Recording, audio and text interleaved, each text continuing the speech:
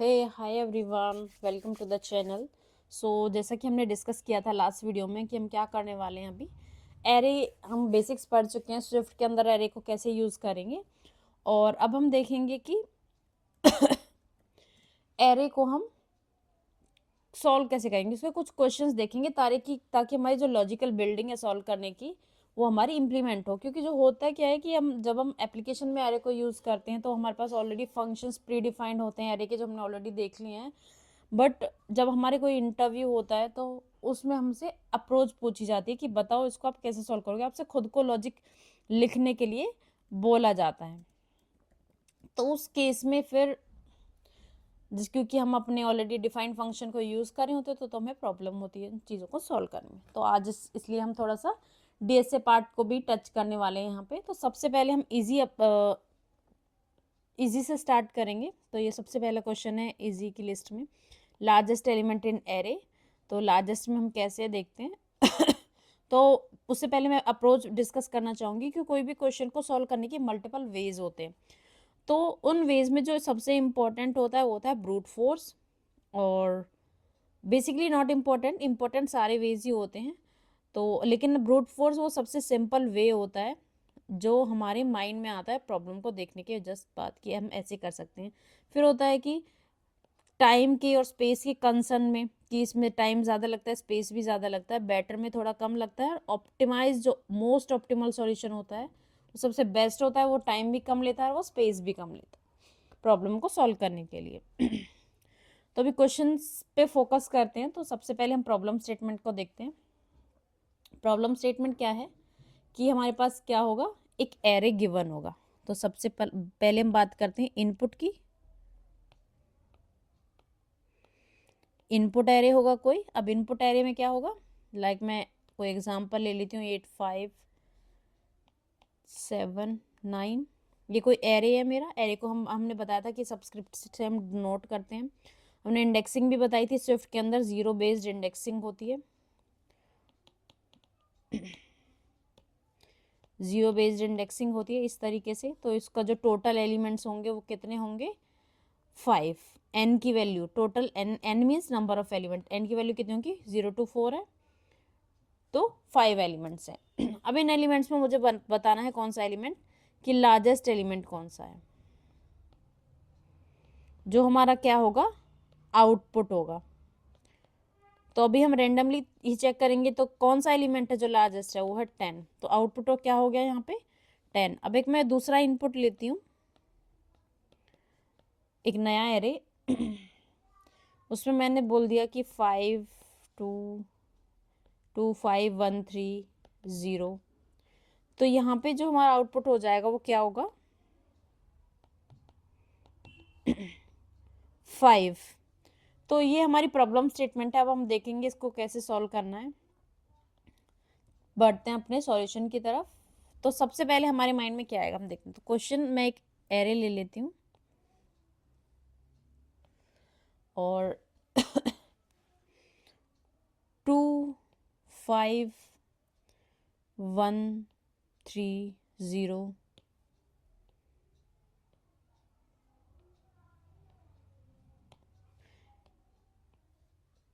0 1 2 3 4 input है ये हमारा, राइट। तो सबसे पहले हम क्या कर सकते हैं, अब हम ऑलरेडी एरे पढ़ चुके हैं तो सबसे पहले हमारे दिमाग में क्या आएगा, ये हम ब्रूट फोर्स की बात कर रहे हैं। सबसे दिमाग में पहले आएगा जो सबसे सिंपल होता है, वही सबसे पहले दिमाग में आता है, जो ऑटोमेटिकली हमारे माइंड में आ गया। तो क्या आएगा कि एक एरे है जो किसी ऑर्डर में नहीं है। तो सबसे पहले हम क्या करेंगे, शॉर्ट करेंगे एरे को, शॉर्ट दी एरे, शॉर्ट दी एरे। तो फिर हमें आउटपुट क्या मिलेगा यहाँ पे, हमारा एरे शॉर्ट होने के बाद में, अब हमने एरे को शॉर्ट किया और यहाँ से क्या हो गया 0 1 3 एंड 5। तो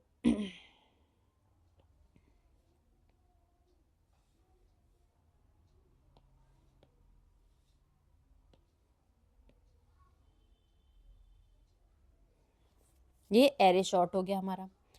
अब दूसरा पॉइंट क्या है, अब एरे हमें मिल गया, अब हमें क्या बताना है, सिर्फ इंडेक्स बताना है कि कौन सा इंडेक्स लार्जेस्ट है हमारा। तो अब क्या करना पड़ेगा हमें, 0 1 2 3।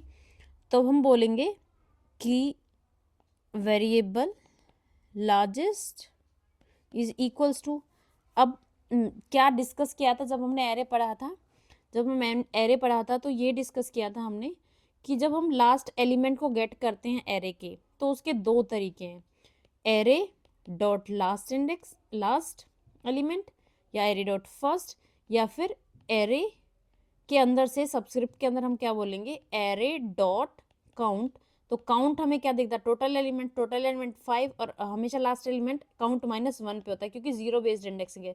तो एरे ऑफ लास्ट -1, तो मैं क्या कर सकती हूँ यहाँ पे, मैं कर सकती हूँ एरे डॉट लास्ट, या फिर array of array dot count, जिसकी वैल्यू मेरे पास 5 आएगी, -1 4। तो एरे ऑफ, यहाँ पे टोटल 4 एलिमेंट्स हैं, मैंने कुछ मिस कर दिया, 2 मैंने मिस कर दिया यहाँ पे, तो हम अपडेट कर लेते हैं फिर से वैल्यूज़ को।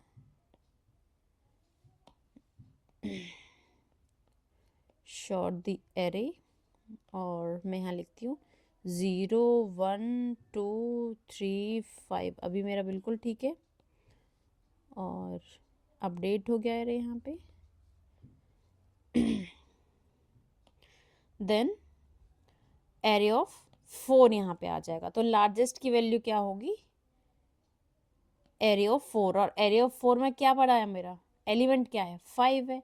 तो जब इसको हम लिख रहे हैं, 4 मीन्स इसका इंडेक्स, और एरे ऑफ इंडेक्स मीन्स उस पर जो वैल्यू है। तो जब हम वैल्यू को एक्सेस करते हैं तो हम क्या लिखते हैं, जब हम वैल्यू को लिखते हैं एरे ऑफ सबस्क्रिप्ट के अंदर उसके इंडेक्स का नंबर, जो ये हमारा इंडेक्स होता है, ये इंडेक्स है एरे का, इसको इंडेक्स बोलते हैं। तो एरे ऑफ 4 में हम क्या एक्सेस करेंगे, वैल्यू को, तो वो हो गया हमारी 5। तो ये हो गया हमारा answer in brute force approach. अब इसका कोड लिख के देखते हैं।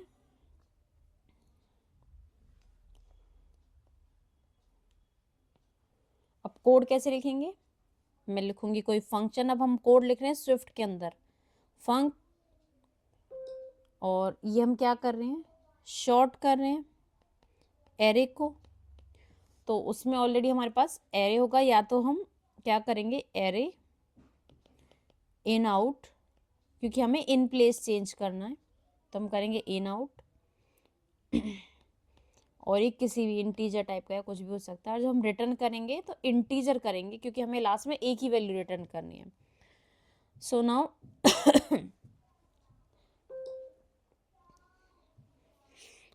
अब तो सबसे पहला काम क्या करेंगे हम, एरे डॉट शॉर्ट, और शॉर्टेड बाय जो भी हम मेथड यूज करना चाहें वो हमारी कन्वीनियंट के अकॉर्डिंग।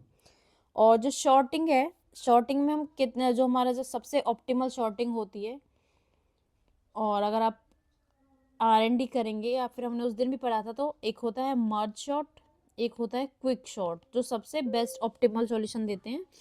और कोई भी शॉर्टिंग हम करते हैं तो n log n टाइम की टाइम कॉम्प्लेक्सिटी होती है शॉर्ट करने की, मर्ज शॉर्ट की। और तो यहाँ पे जब हम शॉर्ट करेंगे तो ये कितना टाइम लेगा, n log n टाइम लेगा शॉर्ट करने में, टाइम कॉम्प्लेक्सिटी की मैं बात कर रही हूँ। अब मेरे पास ऑलरेडी क्या आ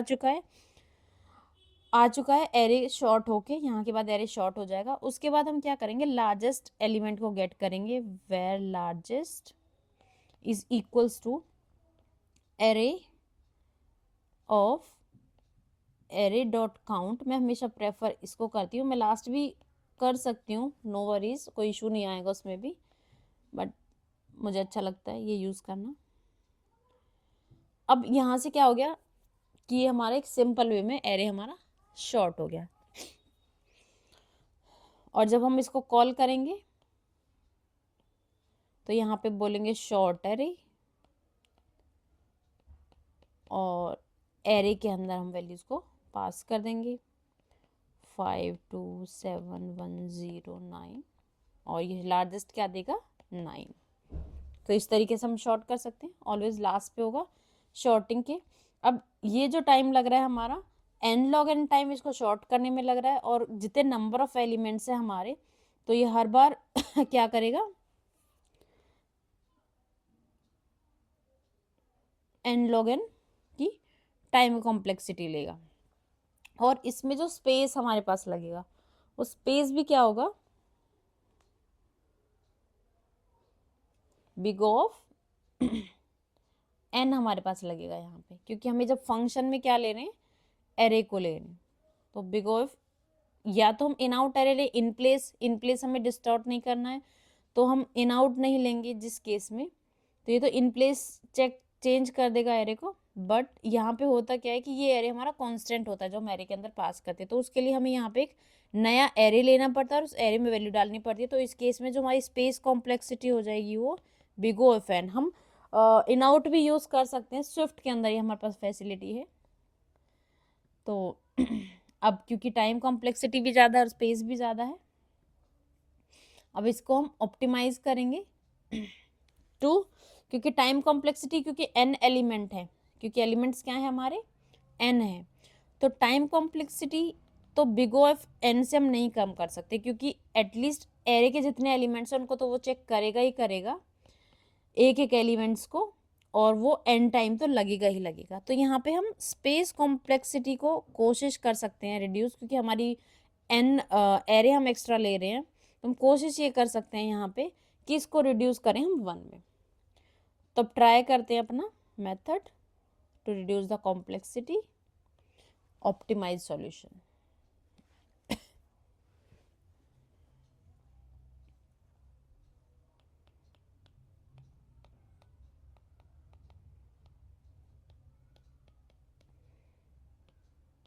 ऑप्टिमल सॉल्यूशन करने की हम कोशिश करते हैं। तो सबसे पहले हम क्या करेंगे, हम अपना इंट्यूशन, हमारी थॉट प्रोसेस क्या है उसे बिल्ड करेंगे कि क्या हम कर सकते हैं। तो एरे लेते हैं हम,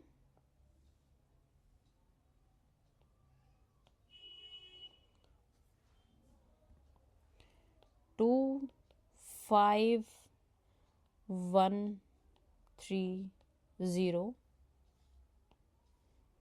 0 1 2 3, हम इंडेक्सिंग ज़रूर करते हैं ताकि हमारे पास क्लियरिटी रहे। तो यहाँ हम क्या कोशिश करेंगे, हम एक काम करते हैं, यहाँ पे इनिशलाइज कर लेते हैं, यहाँ से एक वेरिएबल ले लेते हैं मैक्स, और मैंने मैक्स में मैं तो या तो -1 रख लेती हूँ, मैं एरे की 0 मैंने से इनिशलाइज कर दिया, एक वेरिएबल ले लिया मैंने मैक्स। अब मैं हर पूरे एरे पे वैल्यूज़ को इटरेट करूँगी तो क्या यूज़ होता है, फॉर आई इन 0 और लेस देन n, क्योंकि 0 बेस इंडेक्सिंग होती है तो लेस देन n चलता है। तो हम एक लूप लेंगे कि पहले इसको चेक करेंगे, फिर इसको चेक करेंगे, फिर इसको चेक करेंगे, देन चेक करेंगे हमने अपने मैक्स के साथ एरे के एलिमेंट्स को 1 बाय 1, इस एलिमेंट को हम चेक करेंगे एरे के एलिमेंट से। तो जब हम ऑलरेडी हमने फर्स्ट एलिमेंट 2 ले लिया है तो हम क्या चेक करेंगे, ये 1 से हम चेक करेंगे यहाँ पे, क्योंकि सेल्फ के साथ तो कोई मीनिंग नहीं बनता चेक करने का, तो हम किस से चेक करेंगे, यहाँ पे 1 से चेक करेंगे। हम ऐसा कर सकते हैं, हम सेल्फ के साथ भी चाहे कर सकते हैं, बट वो कोई यूज़ केस बनता नहीं है उसे करना। तो हम क्या करेंगे उस केस में, यहाँ से चेक करना स्टार्ट करेंगे इसके साथ, और उसमें चेक क्या करेंगे, हम ये वो पूछेंगे कि जो हमारा मैक्स वेरिएबल है अगर वो ग्रेटर है, जो हमारा मैक्स वेरिएबल है अगर वो ग्रेटर है एरे ऑफ आई से, आई में 1 की वैल्यू है, यानी कि अब कंडीशन मैंने लगा दी यहाँ पे, मैं पूछ रही हूँ कि अगर जो मेरी 2 की वैल्यू है, 2 आया मेरा, 2 की वैल्यू है वो बड़ी है 5 से, तो कोई प्रॉब्लम नहीं है। लेकिन मैं चेक कर रही हूँ, या फिर मैं कंडीशन चेंज कर लेती हूँ यहाँ पे, अगर एरे ऑफ आई, क्योंकि मैक्स में तो मेरा ऑलरेडी पढ़ा ही हुआ है, तो मैं यहाँ पे चेक करती हूँ अगर array of I is greater than max, I बड़ा है मैक्स से, यानी कि मेरे पास आई में आया 5 और मैक्स ऑलरेडी 2 था मेरा, अगर ये 5 बड़ा है तो मैक्स में डाल दे वो 5, फिर मैक्स की वैल्यू यहाँ पे 5 हो गई, फिर मेरे पास आएगा 1 और मैक्स की वैल्यू 5 स्मॉल नहीं है, स्मॉल है तो अपडेट नहीं करेगा, मैक्स में अभी भी हमारा 5 रहेगा। फिर मेरा चेक करेगा 3, फिर बोलेगा 3 की वैल्यू 5 से अभी भी स्मॉल नहीं है, मैक्स में 5 आएगा। फिर आएगी 0, 0 0 भी स्मॉल नहीं है तो हमेशा मैक्स की वैल्यू कहाँ जाएगी, यहाँ पे 5 हो जाएगा।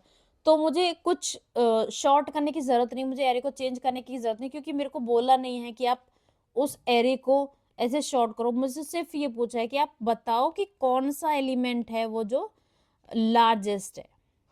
तो मुझे सिर्फ एलिमेंट बताना है। तो इस केस में मैं क्या कर सकती हूँ, मैक्स के अंदर एरे ऑफ आई को डाल सकती हूँ, अगर एरे ऑफ आई बड़ा है मैक्स से तो, और मैक्स की वैल्यू अपडेट होती रहेगी। तो ये थॉट प्रोसेस हम यूज़ कर सकते हैं। इसका हम कोड कैसे करेंगे, सेम एक वेरिएबल ले लिया मैंने, स्विफ्ट में मैं बात कर रही हूँ, तो एरे ऑफ 0, फिर एक लूप चलाएंगे। हम 0 से भी चला सकते हैं, बट यहाँ पे 0 हमेशा हम मैक्स में ले ही रहे हैं तो ज़रूरी नहीं है।